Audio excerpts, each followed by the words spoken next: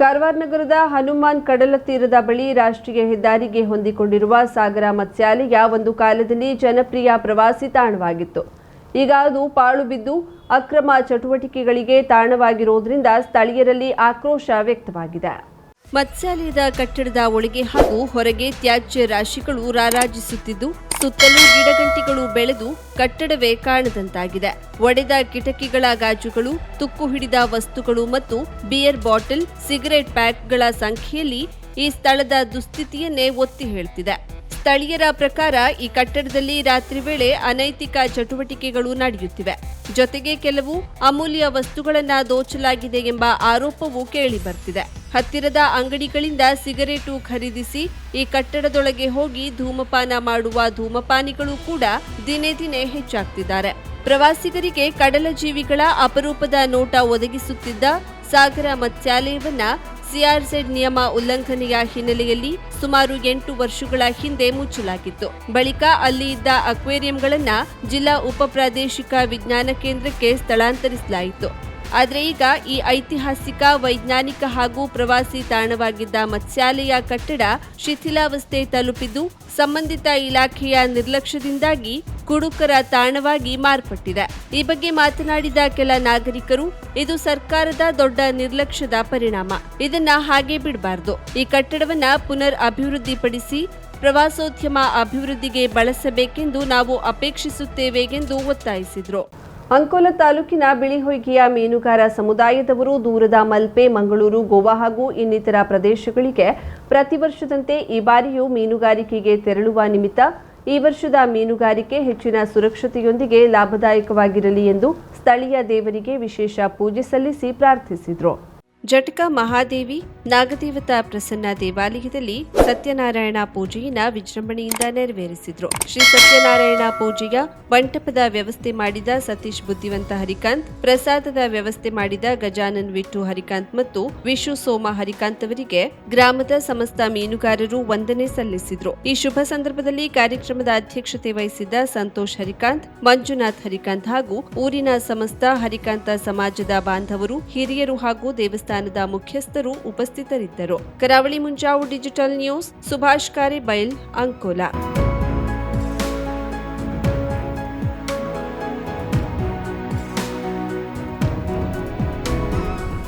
ಅಂಕೋಲಾದಲ್ಲಿ ಶನಿವಾರ ನಡೆಯುವ ವಾರದ ಸಂತೆಯಲ್ಲಿ ವ್ಯಾಪಾರಿಗಳಿಗೆ ಅಂಬಾರಕೊಡ್ಲ ರಸ್ತೆಯಿಂದ ಜೈಹಿಂದ್ ಹೈಸ್ಕೂಲ್ ಮೈದಾನಕ್ಕೆ ತೆರಳಲು ಸೂಚಿಸಿದ ಕಾರಣ ಕೆಲಕಾಲ ಗೊಂದಲದ ಪರಿಸ್ಥಿತಿ ನಿರ್ಮಾಣವಾಯಿತು.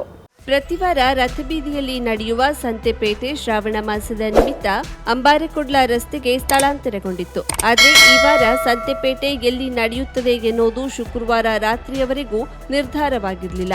ಕೆಲವರು ಜೈಹಿಂದ್ ಹೈಸ್ಕೂಲ್ ಮೈದಾನದಲ್ಲಿ, ಇನ್ನು ಹಲವರು ಅಂಬಾರಕೊಡ್ಲ ರಸ್ತೆಯಲ್ಲಿ ಎನ್ನುತ್ತಿದ್ದರು. ಮುಂಜಾನೆ ಏಕಾಏಕಿ ಜೈಹಿಂದ್ ಹೈಸ್ಕೂಲ್ ಮೈದಾನಕ್ಕೆ ತೆರಳಬೇಕು ಎಂದು ವ್ಯಾಪಾರಿಗಳಿಗೆ ಸೂಚಿಸಲಾಯಿತು. ಇದಕ್ಕೆ ಒಪ್ಪದ ಸ್ಥಳೀಯ ತರಕಾರಿ ಮಾರುವ ಮಹಿಳೆಯರು ಪುರಸಭೆಯ ವಿರುದ್ಧ ಆಕ್ರೋಶ ಹೊರಹಾಕಿದ್ರು. ನಾವು ಅಲ್ಪ ಆದಾಯಕ್ಕೋಸ್ಕರ ಗೋಕರ್ಣ, ಬಂಕಿಕೊಡ್ಲದಿಂದ ತರಕಾರಿ ತಂದು ವ್ಯಾಪಾರ ಮಾಡ್ತೇವೆ. ಕಡಿಮೆ ಪ್ರಮಾಣದಲ್ಲಿ ತರಕಾರಿ ತಂದ್ರೂ 100 ರೂಪಾಯಿ ಪುರಸಭೆಗೆ ತೆರಿಗೆ ನೀಡಬೇಕು. ಜೈಹಿಂದ್ ಮೈದಾನದಲ್ಲಿ ನಮಗೆ ವ್ಯಾಪಾರ ಆಗೋದಿಲ್ಲ. ಹಾಗಾಗಿ ನಾವು ಅಂಬಾರಕೊಡ್ಲ ರಸ್ತೆ ಬಿಟ್ಟು ಬೇರೆ ಕಡೆ ಕದಲೋದಿಲ್ಲ ಎಂದರು. ಇದಕ್ಕೆ ಘಟ್ಟದ ಪ್ರದೇಶದಿಂದ ಆಗಮಿಸಿದ ವ್ಯಾಪಾರಿಗಳು ಸಮ್ಮತಿಸಿದ್ರು. ಏನಾಗ್ತೈತಿ ನೋಡೋಣ ಎಂದು ಅಂತಿಮವಾಗಿ ಒಗ್ಗಟ್ಟು ಪ್ರದರ್ಶಿಸಿ ಅಂಬಾರಕೊಡ್ಲ ರಸ್ತೆಯಲ್ಲಿಯೇ ವ್ಯಾಪಾರ ಮಾಡಲು ಆರಂಭಿಸಿದ್ರು. ಜೈಹಿಂದ್ ಹೈಸ್ಕೂಲ್ ಮೈದಾನದ ಮುಖ್ಯ ದ್ವಾರದಲ್ಲಿಯೇ ಸಂಪೂರ್ಣ ಕೆಸರುಮಯವಾಗಿ ತಿರುಗಾಡಲು ಸಾಧ್ಯವಾಗದ ಸ್ಥಿತಿ ನಿರ್ಮಾಣವಾಗುತ್ತದೆ. ಈ ಹಿಂದೆ ಹಲವಾರು ಜನ ಗ್ರಾಹಕರು ಕೆಸರಿನಲ್ಲಿ ಜಾರಿ ಬಿದ್ದು ಧರಿಸಿದ ಬಟ್ಟೆಯನ್ನೆಲ್ಲ ಕೆಸರಾಗಿಸಿಕೊಂಡು ಅಗತ್ಯ ವಸ್ತುವನ್ನ ಖರೀದಿಸಲು ಸಾಧ್ಯವಾಗದೆ ವಾಪಸ್ ಮನೆಯ ದಾರಿ ಹಿಡಿದ ಘಟನೆಯೂ ನಡೆದಿದೆ. ಘಟ್ಟದ ಪ್ರದೇಶದಿಂದ ಆಗಮಿಸಿದ ವ್ಯಾಪಾರಿಗಳನ್ನ ಮಾತನಾಡಿಸಿದಾಗ ಅವ್ಯವಸ್ಥೆಯ ಆಗರದಿಂದ ಜನರು ಬರಲು ಹಿಂದೇಟು ಹಾಕ್ತಾರೆ. ಪರಿಣಾಮ ನಮಗೂ ವ್ಯಾಪಾರ ಇಲ್ಲದಂತಾಗುತ್ತದೆ ಎಂದು ಅಳಲನ್ನ ತೋಡಿಕೊಂಡು ಶ್ರಾವಣ ಮಾಸ ಮುಗಿಯುವ ತನಕ ಅಂಬಾರಕೊಡ್ಲ ರಸ್ತೆಯಲ್ಲಿಯೇ ಸಂತೆ ನಡೆಸಬೇಕೆಂದು ಒತ್ತಾಯಿಸಿದ್ರು. ಅಂತೆ ನಮ್ಗೆ ಇಲ್ಲೇ ಕೊಡ್ಬೇಕು. ಅಂಬಾರಕೊಡ್ಲ ರೋಡ್ ಮೇಲೆ ಎಲ್ಲಿ ರೌಂಡ್ ನಲ್ಲಿ ಕೊಡ್ತಿ ಅಂತೀರು, ಅಲ್ಲಿ ಕಂಟಾಡಾಗ್ ಬೀದು ಕಾಲು ಉಗಿತೆ ಬಿದ್ದಿದ್ದು, ಅಲ್ಲಿ ನಮ್ಗೆ ಹೋಗ್ಕೊಂಡವ್ರು ನಾವು ಅಷ್ಟು ಜನ ಬರ್ತಿರು, ಕಾಯುಂ ಬರುವರು ಸಂತೆಗೆ. ಆದ್ರೆ ನಮ್ಗೆ ಅಲ್ಲಿ ಬೇಡ. ಈಗ ನಾವು ತರಕಾರಿ ಸ್ವಲ್ಪ ತಂದ್ರು 100 ರೂಪಾಯಿ ಕೊಡ್ತೀಯ, ಹೆಚ್ಚು ತಂದ್ರು 100 ರೂಪಾಯಿ ಕೊಡ್ತೀಯ, 100 ರೂಪಾಯಿ ಬಿಡುವುದಿಲ್ಲ. ಆದ್ರೆ ನಮ್ಗೆ ಅಲ್ಲಿ ಮಾರೋಕ್ ಶಕ್ತಿಲ್ಲ, ಇಲ್ಲೇ ಕೊಡ್ಬೇಕು. ಅಂಬಾರಕೊಡ್ಲ ರೋಡ್ ಮೇಲೆ ಕರಾವಳಿ ಮುಂಜಾವು ಡಿಜಿಟಲ್ ನ್ಯೂಸ್, ನಾಗರಾಜ್ ಶೆಟ್ಟಿ, ಬೊಬ್ರುವಾಡ, ಅಂಕೋಲಾ.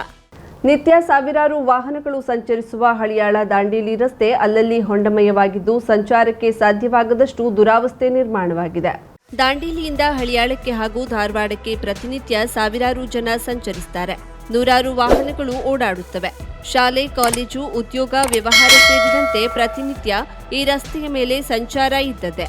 ಆದರೆ ಕೆಲ ದಿನಗಳಿಂದ ಈ ರಸ್ತೆಯ ಮೇಲೆ ಸಂಚಾರವೇ ಸಂಕಷ್ಟ ಎನ್ನುವಷ್ಟರ ಮಟ್ಟಿಗೆ ರಸ್ತೆ ಅವ್ಯವಸ್ಥೆಯಿಂದ ತುಂಬಿಕೊಂಡಿದೆ. ದಾಂಡೇಲಿಯಿಂದ ಕರ್ಕಾವರೆಗಿನ ರಸ್ತೆ ಒಂದಿಷ್ಟು ಪರವಾಗಿಲ್ಲ. ಅಲ್ಲಿಂದ ಮುಂದೆ ಹಲವೆಡೆ ರಸ್ತೆಗಳು ತುಂಬಾ ಹೊಂಡವೋ ಹೊಂಡ. ಅದರಲ್ಲೂ ಕೆಸರೊಳ್ಳಿಯಿಂದ ಮುಂದೆ ಹಳಿಯಾಳದವರೆಗೆ ಬೃಹದಾಕಾರದ ಹೊಂಡಗಳು ನಿರ್ಮಾಣವಾಗಿವೆ. ಬೃಹತ್ ವಾಹನಗಳಾದ ಲಾರಿ, ಬಸ್ಗಳು ಹೇಗೋ ಈ ರಸ್ತೆಯಲ್ಲಿ ಸಾಗಿ ಹೋಗುತ್ತವೆ. ಚಿಕ್ಕ ವಾಹನಗಳು ಹೊಂಡ ದಾಟಿ ಹೋಗೋದೇ ಒಂದು ಸಾಹಸ. ಕಳೆದೆರಡು ವರ್ಷಗಳ ಹಿಂದೆ ಈ ರಸ್ತೆ ತುಂಬಾ ಇದೇ ಅವಸ್ಥೆ ನಿರ್ಮಾಣವಾಗಿತ್ತು. ಒಂದಿಷ್ಟು ಪ್ಯಾಚ್ ವರ್ಕ್ ಮತ್ತು ಡಾಂಬರೀಕರಣದಿಂದಾಗಿ 1 ವರ್ಷಗಳ ಕಾಲ ರಸ್ತೆ ಸುಗಮವಾಗಿತ್ತು. ಮತ್ತೆ ಈಗ ಅದೇ ಹಳೆಯ ಕಥೆ. ಹೊಂಡಗಳ ನಡುವೆ ವಾಹನಗಳು ಸಿಕ್ಕಿ ಅಲ್ಲಿ ಕೆಟ್ಟು ಹೋಗಿರುವ ಘಟನೆಗಳು ನಡೆದಿವೆ. ಇದು ಲೋಕೋಪಯೋಗಿ ಇಲಾಖೆಯ ರಸ್ತೆಯಾಗಿದ್ದು ನಿತ್ಯ ಈ ರಸ್ತೆಯಲ್ಲಿ ಲೋಕೋಪಯೋಗಿ ಅಧಿಕಾರಿಗಳು ಸಂಚರಿಸುತ್ತಾರಾದರೂ ಇದು ತಮಗೆ ಸಂಬಂಧವೇ ಇಲ್ಲದ್ದು ಎಂಬಂತೆ ಕಂಡು ಕಾಣದಂತಿರುತ್ತಾರೆ. ಹಳಿಯಾಳದಿಂದ ಧಾರವಾಡದವರೆಗಿನ ರಸ್ತೆ ಕೂಡ ಅನೇಕ ಕಡೆ ಹೊಂಡ ತಗ್ಗು ಬಿದ್ದು ಕೆಟ್ಟು ಹೋಗಿದೆ. ಈ ರಸ್ತೆಯಲ್ಲಿಯೂ ಕೂಡ ಜನ ವಾಹನ ಸಂಚಾರ ಸುಲಭ ಸಾಧ್ಯವಾಗಿಯೂ ಉಳಿದಿಲ್ಲ. ನಿತ್ಯ ಸಂಚರಿಸುವ ಜನರು ಈ ರಸ್ತೆಯಿಂದಾಗುವ ಸಂಕಷ್ಟಗಳಿಗಾಗಿ ಪರಿತಪಿಸುತ್ತಿದ್ದಾರೆ. ದಾಂಡೇಲಿಯಿಂದ ಧಾರವಾಡಕ್ಕೆ ಆಸ್ಪತ್ರೆಗೆಂದು ಅನಾರೋಗ್ಯ ಪೀಡಿತ ಅನೇಕ ಜನ ಹೋಗಿ ಬರ್ತಾರೆ. ಆಂಬ್ಯುಲೆನ್ಸ್ ಚಾಲಕರಿಗೂ ಕೂಡ ಈ ರಸ್ತೆಯ ಮೇಲೆ ರೋಗಿಗಳನ್ನ ಸಾಗಿಸೋದು ಕಷ್ಟ ಸಾಧ್ಯವಾಗುತ್ತಿರುವುದಷ್ಟೇ ಅಲ್ಲದೆ ನಿಗದಿತ ಸಮಯಕ್ಕೆ ಆಸ್ಪತ್ರೆ ಸೇರಲಾಗದಂತಹ ಸ್ಥಿತಿ ಕೂಡ ನಿರ್ಮಾಣವಾಗಿದೆ. ಹಳಿಯಾಳದಿಂದ ದಾಂಡೇಲಿಯವರೆಗಿನ ರಸ್ತೆ ಕೆಟ್ಟಿರುವ ಬಗ್ಗೆ ಈ ಹಿಂದೆ ನಡೆದ ಕೆಡಿಪಿ ಸಭೆಯಲ್ಲಿಯೂ ಕೂಡ ಶಾಸಕ ಆರ್.ವಿ. ದೇಶಪಾಂಡೆಯವರು ಅಸಮಾಧಾನ ವ್ಯಕ್ತಪಡಿಸಿದ್ದರು. ಹೊಂಡಬಿದ್ದ ರಸ್ತೆಗಳನ್ನು ಸರಿಪಡಿಸುವಂತೆ ಅಧಿಕಾರಿಗಳಿಗೆ ತಿಳಿಸಿದ್ದರು. ಅದು ಆಗಿಲ್ಲ ಎನ್ನೋದೇ ವಿಪರ್ಯಾಸ.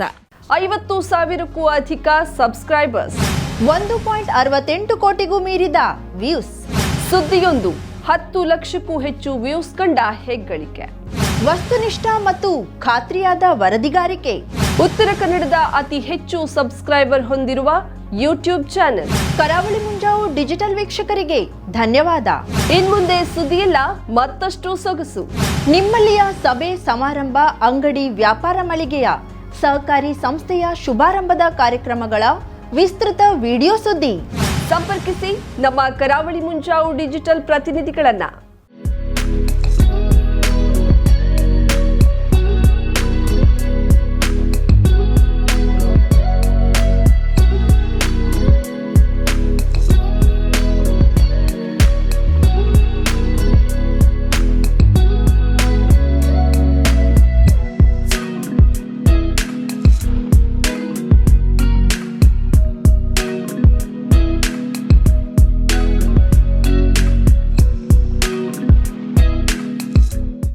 ಸಮಾರಂಭ ನಿಮ್ಮದು, ಸಂಭ್ರಮ ನಮ್ಮದು. ನೋಡ್ತಾ ಇರಿ ಕರಾವಳಿ ಮುಂಜಾವು ಡಿಜಿಟಲ್.